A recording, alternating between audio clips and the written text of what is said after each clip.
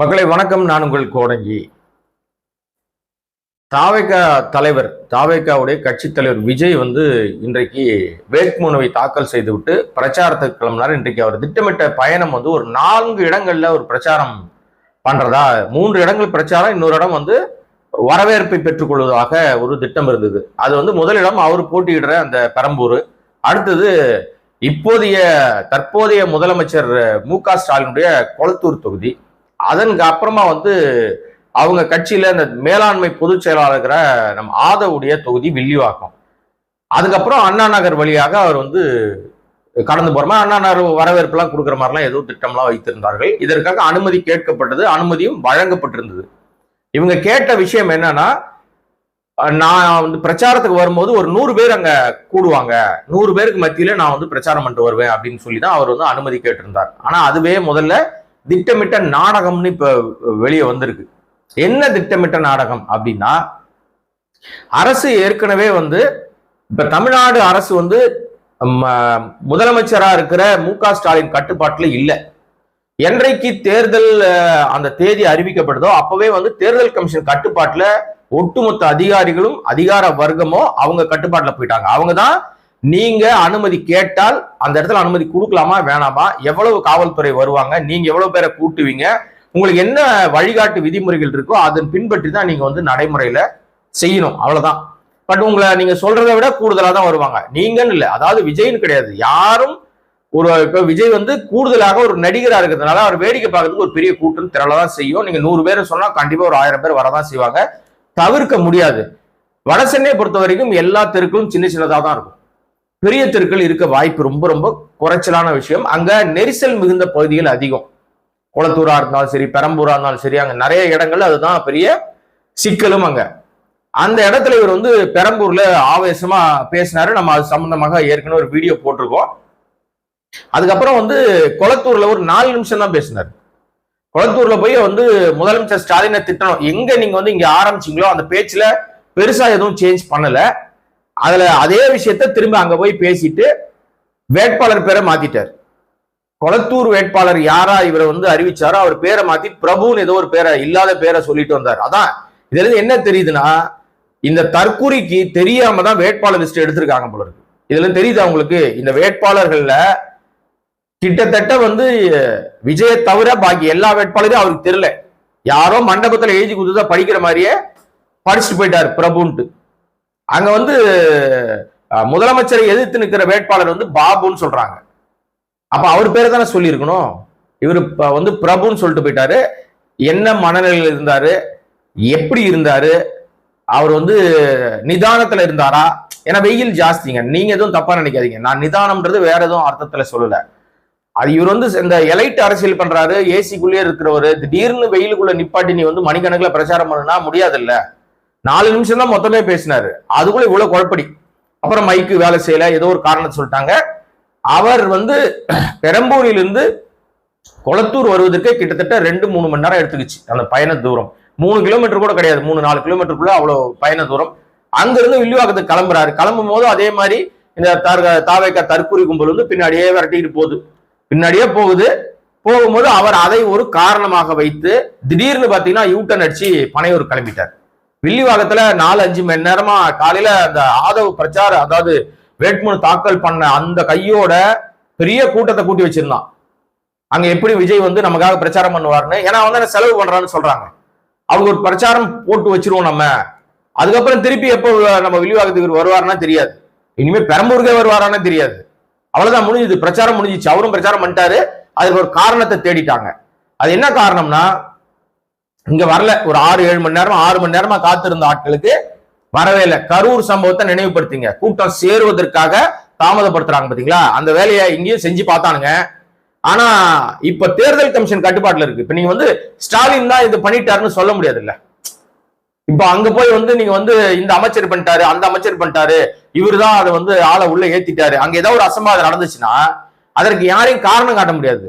அப்போ இங்க செருப்படி பெருசா விழும். ஏற்கனவே தலைக்கு மேல கத்தி தொங்கிட்டு இருக்கு.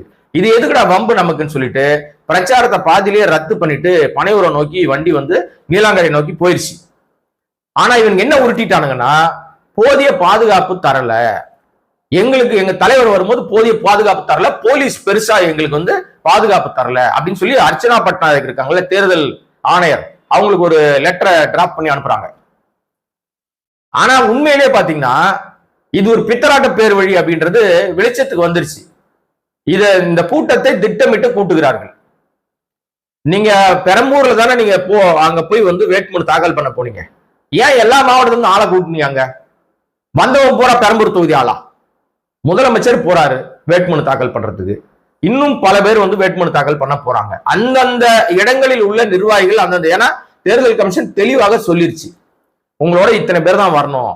நீங்க பிரச்சாரம் பண்ண போனீங்கன்னா ரோட் ஷோக்கு பர்மிஷன் கிடையாது, அதே மீறி நீங்க போனீங்கன்னா இவ்வளவுதான் கூட்டம் வரணும் அப்படின்லாம் நிறைய விதிமுறைகளை வகுத்திருக்கு தேர்தல். எல்லா கட்சிக்கும் ஏதோ வந்து விஜய்க்கு மட்டும் தாவேகாக்கு மட்டும் ஏதோ முட்டுக்கட்ட போடுற மாதிரி ஒரு பிம்பத்தை கட்டமைக்கிறதுக்கு போலித்தனத்தை உருவாக்குறாங்க. அந்த அடிப்படையில நீங்க வந்து போய் கேட்டது, நீங்க தான் பர்மிஷன் கேட்டீங்க, பர்மிஷனை தேர்தல் கமிஷன் கொடுத்துருச்சு. இப்ப கூட்டம் சேர்ந்துருச்சு, எங்களுக்கு வந்து பாதுகாப்பு கொடுப்பதற்கு காவல்துறை வந்து பெருசா பாதுகாப்பு தரல, வேண்டுமென்றே எங்களுக்கு பாதுகாப்பு குறைபாடுகள் இருக்கு அப்படின்னு சொல்லிட்டு தப்பிச்சு ஓடுவதற்கு வெயிலின் தாக்கம் முடியல. எலைட் அரசியல்வாதி நிக்க முடியல வெயில்ல. என்னடா அது ஏசிக்குள்ளேயே பேசலான்னு பார்த்தா நீங்க என்னடா வெளியே நிப்பாட்டி கையெல்லாம் காட்ட சொல்றீங்க? ஏன்னா ஒரு வாட்டி நானே கத்தி பேசி டயர்ட் ஆயிட்டேன், ரொம்ப அது டென்ஷன் பிபி அதிகமாயிடுச்சு, திரும்பி எல்லா இடத்துலயும் என்னால கத்த முடியாதுப்பான்னு சொல்லிட்டு அவர் தப்பிப்பதற்காக அந்த தற்கூரி கும்பலே காரணமாக்கிட்டார். ஏன்னா உங்களால தாண்டா அவர் கிளம்பி போயிருக்காரு, உங்க மேலதான் பழி போட்டிருக்காரு. ஆனா பழியை எப்படி போடுறாருன்னா காவல்துறை போதிய பாதுகாப்பு கொடுக்கலன்ட்டு. இது தேர்தல் கமிஷன் வந்து யார் கட்டுப்பாட்டுல இருக்கு? போய் அவங்க கிட்ட கேளு பாதுகாப்பு ஏன் கொடுக்கலன்ட்டு. இப்ப இன்னொரு விஷயம் நீங்க புரிஞ்சுக்கணுங்க, என்னன்னா ஏன் இந்த விஷயத்த சொல்றாருன்னா அவரால் தொடர்ந்து பிரச்சாரம் பண்ண முடியல. விஜயால் அவர் உண்மையிலேயே ரொம்ப பாவங்க. என்னை பொறுத்த வரைக்கும் நான் என்ன நினைக்கிறேன்னா, இந்த மாதிரி நல்ல சொகுசு வாழ்க்கையிலே இருக்கிற ஒரு ஆளை கூட்டின்னு வந்து இப்படி கொடுமைப்படுத்தினீங்கன்னா அந்த ஆள் அப்படித்தான் ஆவார். அதனாலதான் அந்த ஆளால நிக்க முடியல, பேச முடியல, ஒரு இடத்துல எனர்ஜி பூரா கத்திட்டாரு. நம்ம பெரம்பூர் அவர் தொகுதியில ஆவேசமா கத்தி கலாட்டா பண்ணி பெரிய பரபரப்பு உண்டாக்கி செல்பி எடுத்து முடிச்சு, அப்பா இன்னையோட பிரச்சனை முடிஞ்சது, இதோட நம்ம ஒரு வாரம் 10 நாள் கழிச்சு வெளியில வரலாம்னு நினைச்சவரா, இல்ல இல்லங்க தலைவா நீ அடுத்த இடத்துக்கு வரணும், இல்ல நீ இன்னொரு இடத்துக்கு வரணும் அப்படின்னு நீங்க அலக்கழிச்ச உடனே அவர் பதட்டமாயிட்டார்.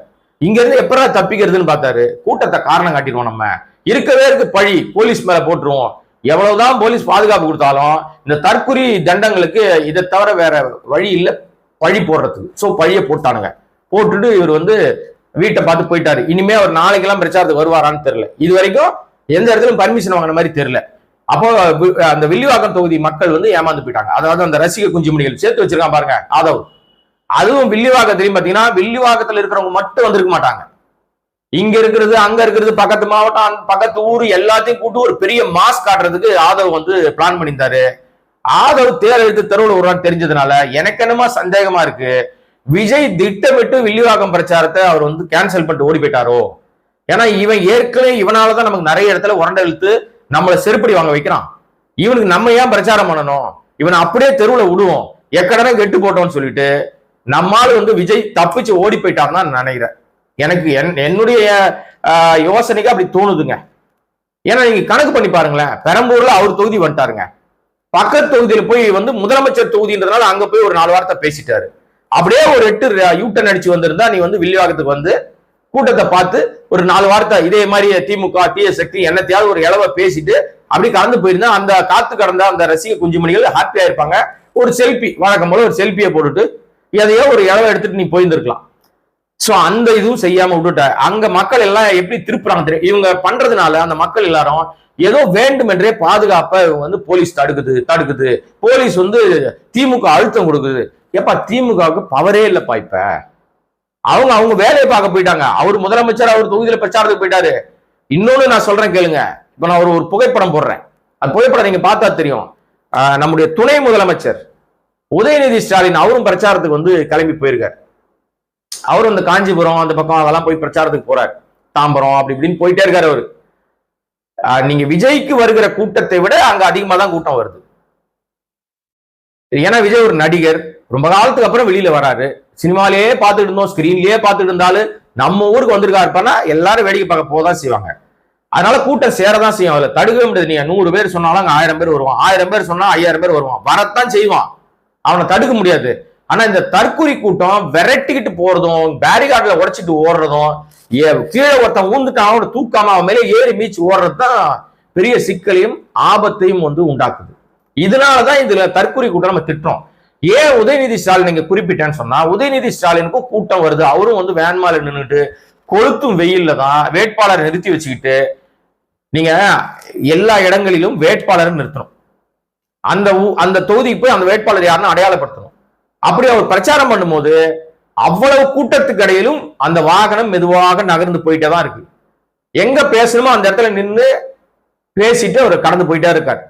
கூட்டம் போயிட்டே தான் இருக்கு. ஒரு இடத்துல கூட்டம் முடிஞ்ச உடனே அந்த கூட்டம் அப்படியே நின்றுது. அடுத்த இடத்துல இன்னொரு கூட்டம் வருது. இந்த தற்குறி கும்பல் மாதிரி பின்னாடியே ஓடல.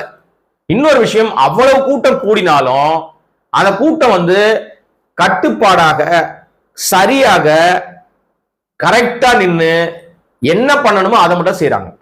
இது மாதிரி தருதலைங்க மாதிரி தரிகட்ட கூட்டம் மாதிரி பூரா தற்குறி கூட்டம், அறிவே இல்லாத கூட்டம். நம்ம பக்கத்துல நிக்கிறவன் நமக்கு அவனும் ஒரு மனுஷன் தான். ஓடும்போது தடி கீழே உண்டானே, அவனை நம்ம தூக்குவோம். நம்ம ஓடக்கூடாது, பேரிகார்டை உடைக்க கூடாது, காவல்துறை இங்க வராதுன்னு சொன்னா வரக்கூடாது. இந்த எந்த இழவையும் செய்ய மாட்டானுங்க. அப்ப இதுல இருந்து என்ன தெரியுதுன்னா, திட்டமிட்டு இவர் தப்பிப்பதற்காக, வெயில் கொடுமையிலிருந்து விஜய் தப்பிச்சு ஓடுறதுக்காக பழைய போலீஸ் மேல போட்டுட்டு கூட்டம் சேர்ந்துட்டாங்க, எனக்கு போதிய பாதுகாப்பு இல்லைன்னு ஓடிட்டார். அப்ப நீங்க உதயநிதி ஸ்டாலின் கூட்டத்துக்கு பர்மிஷன் எப்படி கொடுக்குறாங்க, அல்லது எடப்பாடி கூட்டத்துக்கு எப்படி பர்மிஷன் கொடுக்குறாங்க, சீமான் போறாரு சீமான் கூட்டத்துக்கு எப்படி பர்மிஷன் கொடுக்குறாங்க? சீமான் கூட கூட்டம் கம்மியா வருது கூட வச்சுங்க, எடப்பாடிக்கு கூட்டம் வருது இல்ல. எடப்பாடி முன்னாள் முதலமைச்சர், இப்ப எதிர்கட்சி தலைவர். அதிமுக ஒரு வலுவான ஒரு கட்சி, பல ஆண்டுகள் இந்த தமிழ்நாட்டை ஆண்ட கட்சி. அங்கேயும் கூட்டம் சேரதானே செய்து. அங்கெல்லாம் சரியா நடக்குது, நேர்த்தியா நடக்குது. அப்ப அங்கெல்லாம் அவங்களுக்கெல்லாம் முட்டி மோதி அடிச்சு பிடிச்சு பார்க்கணும்னு போலியா? ஏன்னா அவங்க எல்லாம் அரசியல்வாதிகள். கை தேர்ந்த சரியாக தன்னுடைய கட்சிக்காரனை நெறிப்படுத்தி அவனுக்கு சொல்லி புரிய வச்சு கத்து கொடுத்துருக்காங்க. தம்பி, பிரச்சாரத்துக்கு வந்திருக்கேன், நான் என்ன பேசுறேன்னு கேளு, கேட்டுட்டு போய் உன் பகுதியில போய் பிரச்சாரம் பண்ணு. நானே எல்லா வீட்டுக்கும் வர முடியாது, நான் இங்க ஒரு பாயிண்ட்ல பேசிட்டு போறேன்னா அந்த விஷயத்தை எடுத்துக்கிட்டு போய் உன் தெருவுல போய் பேசு, உனக்கு தெரிஞ்ச நண்பர்கிட்ட சொல்லு, நம்ம செஞ்சிருக்கிற சாதனைகளை சொல்லு, நாம இதெல்லாம் பண்ணிருக்கிறோம், இனிமே இதெல்லாம் பண்ணுவோம், இந்த பிரச்சனைகள் இந்த விஷயங்கள்லாம் பாதியில நிக்குது, மீண்டும் ஆட்சி வந்தாதான் இதெல்லாம் தொடர முடியும், நாம சொன்னதை செஞ்சோம், அதை போய் சொல்லு அப்படின்னு திமுக அது பாக்கல பேசிட்டு இருக்கு. அதிமுக ஏற்கனவே எப்போ செஞ்ச விஷயம் அதை பேசி ஓட்டு கேட்டுட்டு இருக்காங்க. இப்ப நீங்க 1000 ரூபாய் மகளிருக்கு உரிமை தொகைன்னு திமுக அறிவிக்கும் போது அதெல்லாம் கொடுக்க முடியாதுன்னு சொன்னவர் தான் எடப்பாடி. அதுக்கெல்லாம் வாய்ப்பே இல்லை, சாத்தியம் இல்லைன்னு சொன்னாரு. ஆனா சில மாதங்கள நிதி பற்றாக்குறை பிரச்சனை இருந்தது. நிதி எல்லாம் சேர்த்துக்கிட்ட பிறகு அந்த 1000 ரூபாய் உதவித்தொகை சரியாக பல கோடி பேருக்கு வழங்கப்பட்டுச்சு. இப்ப அந்த தொகை 2000 உயர்த்தி இருக்கிறாங்க. இது கொடுக்கவே முடியாதுன்ற சொன்ன விஷயத்த நான் 2500 ரூபாய் தருவேன்னு சொல்லியிருக்காரு நம்ம எடப்பாடி. எப்படி கொடுப்ப? 1000 ரூபாயை கொடுக்க முடியாதுன்னு சொன்னவர் தான் நீ, இப்ப எப்படி கொடுப்ப நீ? சோ இதுதான் அரசியல். சோ இந்த அரசியல் எல்லாம் பண்றவங்க கூட நேர்மையா சரியா கூட்டத்தை கரெக்டா கூட்டி கரெக்டா எந்த அசம்பாவிதம் இல்லாம அழகா அடுத்த பாயிண்ட் போயிடுறாங்க. சொல்ல வேண்டிய விஷயத்த அந்த இடத்துல சொல்லிட்டு கடந்து போயிடுறாங்க. இந்த தற்குறி தண்டம் இன்னைக்கு வீட்டுல இருந்து கிளம்பி 234 தொகுதிக்குள்ள அட்லீஸ்ட் ஒரு பாதி தொகுதியாவது கவர் பண்ணணும்னு பார்த்தா உடனே பாதுகாப்பு இல்ல, கூட்டம் சேர்ந்துடுறாங்க. நீயா சொல்லு, நீ தலைவன் தானே, நீ உன் கட்சி உன் ரசிக குஞ்சுமணிகள் தானே. டேய், பூட்டின கேட்ட ஆட்டாதீங்கடான்னு சொல்லு, என் வண்டியை பிடிக்காதீங்கன்னு சொல்லு, பின்னாடி வராதீங்கன்னு சொல்லு, அந்த இடத்துல இருக்கிற ஆளை மட்டும் கூப்பிட சொல்லு, பக்கத்து மாவட்டத்துல கூப்பிடாத, பக்கத்து தொகுதியில இருந்து ஆளை சேர்க்காத, கூட்டத்தை மாஸ் காட்டணும்னு நினைக்காத, அந்த மாப் மென்டாலிட்டி மாத்து. இந்த கன்றாவியால தானே 41 பேரை சாவச்ச. இந்த அடிப்படை அறிவு இல்லைன்னா நீ தலைவனா இருக்க தகுதி இல்லையே உனக்கு. அதனாலதானே நம்ம தொடர்ந்து நம்ம மட்டும் இல்ல பல பேரை விஜய் ஏன் போட்டு புழக்கிறாங்கன்னா அதான் ரீசன். ஓகே, எனிவே இது ஒரு பஞ்சாயத்துங்க. இவ ரத்து பண்ணிட்டு ஓடி போனதுக்கு இதுதான் காரணம். மீண்டும் வேறொரு சந்தர்ப்பத்தில் வேறொரு வீடியோல சந்திக்கிறேன். அதுவரை சப்ஸ்கிரைப் பண்ணாம பார்த்துட்டு இருக்க அன்பு நண்பர்கள் சப்ஸ்கிரைப் பண்ணினா இன்னும் பல்வேறு விஷயங்களை தெளிவாகவும் விளக்கமாகவும் பேசுவதற்கு வாய்ப்பாக. நன்றி, வணக்கம்.